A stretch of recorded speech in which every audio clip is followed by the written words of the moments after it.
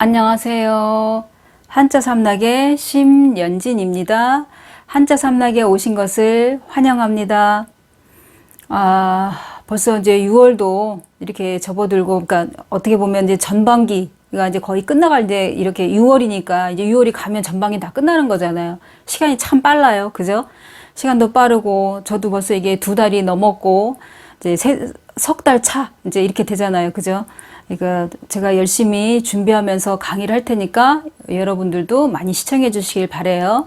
자, 오늘은 티읕부터 시작을 할게요. 제가 준비한 거는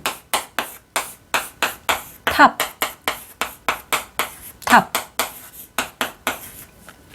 말 그대로 탑이라는 거는 그러니까 뭐 첨탑, 이렇게 뾰족하면서 이렇게 그 건물이 그 위로 이렇게 가면서 뾰족한 탑을 첨탑 그러고, 아니면 석탑, 돌로 쌓은 석탑, 아니면 목탑, 나무로 만든 거 목탑, 뭐 이런 얘기할 때, 아니면 사령탑 이럴 때 탑을 쓰는데, 여기에서 흑토가 나온 거는 대개는 석탑 같은 경우도 그러고, 옛날에 주 재료가 이렇게 흙이나 돌 뭐 이런 것들이 많아졌잖아요. 흙으로 다 이렇게 쌓아 올라갔잖아요. 그죠? 그러니까 여기 흑토가 이제 당연히 이제 부수가 되는 거고, 그 다음에 제가 동그라미 친 부분은 이거는 합할합자예요. 합할 합, 뭐 합계, 합동 뭐 이런 거 할 때 합할 합. 그러면 여기에 탑할 때 중성모음 여기 아하고 비읍 음이 똑같아요. 이런 것도 형성문자예요.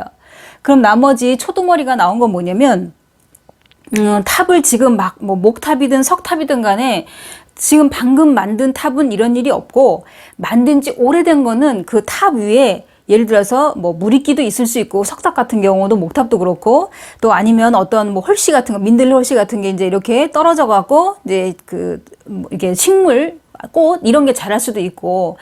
저 어렸을 때 그 시골에 이게 초가집 있던 집이 있어요. 그러면 방금 이게 예를 들어서 해놓은 지 얼마 안 돼. 그러니까는 그 지푸라기를 엮어서 이렇게 한 지붕은 안 그래요. 근데 해놓은 지 오래된 거는 이게 탑에서 뭐가 나오냐면은 버섯이 이게 쑥 올라와요. 그러니까 비가 이렇게 막 온 다음에는 이게 버섯이 이렇게 쑥 올라오는 거를 제가 봤던 기억이 나요. 이런 것처럼. 근데 금방 한 거는 안 그러고, 금방 지은 거, 그러니까 석탑이든 목탑이든 뭐 초가집이든 이런 건 금방 그런 건 안 생기고, 시간이 많이 흘렀을 때 이제 이런 것도 마찬가지로 이게 그 풀 종류가 돋아나요. 그래서 왜 기와집도 이제 오래된 기와집 같은 경우에는 와송이라고 했고, 와자가 기와자잖아요. 그죠? 그럴 때 여기 풀 이런 게 돋아나잖아요. 그러니까 이런 것처럼 이게 오래된 탑에는 그런 게 이게 풀, 꽃 뭐 이런 게 생긴다 이런 얘기예요. 이 이제 티읕은 넘어가고 이제 피읕으로 넘어갈게요. 피읕에서 제가 준비한 거는 역글편. 여기 앞에 실사가 나왔어요. 실사가 나온 거 딱 보면, 예를 들어서 옷을 만들 때 뭐 편직물 이렇게 막 이렇게 옛날에 이렇게 하면서 편직물 이런 거 있었잖아요. 그죠? 이게 쉽게 말하면 무슨 니트 종류 같은 거라든가. 그러면은 이거는 그럴 때도 쓰지만, 뒤에 여기에 이렇게 생긴 거는 소리를 빌려준 역할 하지만 이거는 작을편 그래요. 여기 작을편에 보면 여기 책자가 원래 부수가 이제 이거는 이제 뭐 멀경 그러지만은 이렇게 생긴 거, 원래는 이게 책이 대나무로 이렇게 얇게, 이게 대나무를 이렇게 쪽으로 지어서 이렇게 얇게 만들어서 여기다가 이제 옛날에는 종이가 없던 그 시절에 대나무를 쪼개서 여기다가 이제 글을 이제 쓰고, 이게 중간에 하나가 빠지면 안 되니까 구멍을 내서 이렇게 쭉 엮은 거죠. 이거를 쭉 엮고, 그 다음에 밑에도 마찬가지로. 그래서 두루마리처럼 쫙 펴서 본다든가 이런 식으로. 그러면은 이 역글편 같은 경우에는 우리가 예를 들어 뭐 편곡, 음악 작업하는 사람은 편곡한다. 아니면 뭐 프로그램을 개편한다. 아니면은 뭐 속편. 이게 무슨 책이라든지 아니면 영화 같은 경우에 막 대박을 치면은 그 다음에 이어서 또 하잖아요. 그럴 때 옛날에는 속편 이런 말 많이 했어요. 지금 뭐 시즌2 뭐 이런 식으로 얘기하지만. 그래서 이거는 여기에 역글편 같은 경우에는 이제 사자 성어가 굉장히 이제 뭐랄까, 제가 아주 되게 좋아하기도 하고 이제 유명한 사자 성어가 있어요. 뭐가 있냐면, 여기에 위, 이거는 가죽이 했었어요. 이거는 가죽, 위편, 그 다음에 석삼, 그 다음에 끊을절, 이거는 끊을 절.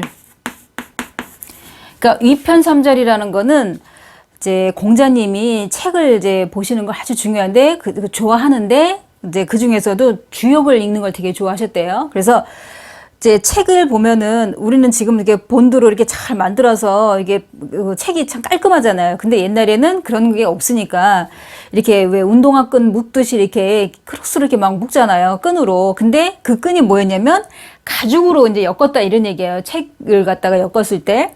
근데 그 가죽끈이 3번이나 끊어졌다 이런 얘기예요. 가죽이 얼마나 질겨요. 그런데도 그 3번이나 끊어졌다는 거는 독서를 아주 많이 했다는 얘기죠.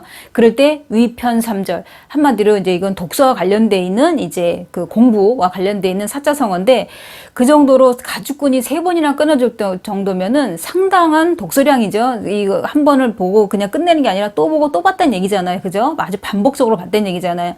그러니까 그 정도로 공부를 했기 때문에 지금 기원전에 있는 사람이 지금까지도 우리 입에 회자되고 막 이러잖아요. 그죠? 위편삼절 참 저도 좋아하는 이제 사자성어랍니다. 그 다음에 이제 또 히읗으로 넘어가서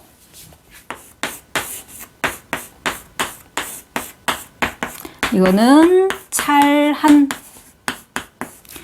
자, 여기서는 중요한 게 2가지. 또 하나 이제 뭐 이렇게 요거까지 가지법기로 하나만 더 기억해 주시면 좋고 이 2가지는 꼭 기억을 해 두시는 게 있어요. 뭐냐면 차갑다 이런 얘기예요. 이거는 콜드예요. 절대로 예를 들어 찰만 그러면 이거는 찰만 그런다면은 영어로 말하면 이거는 풀이고 이거는 콜드예요.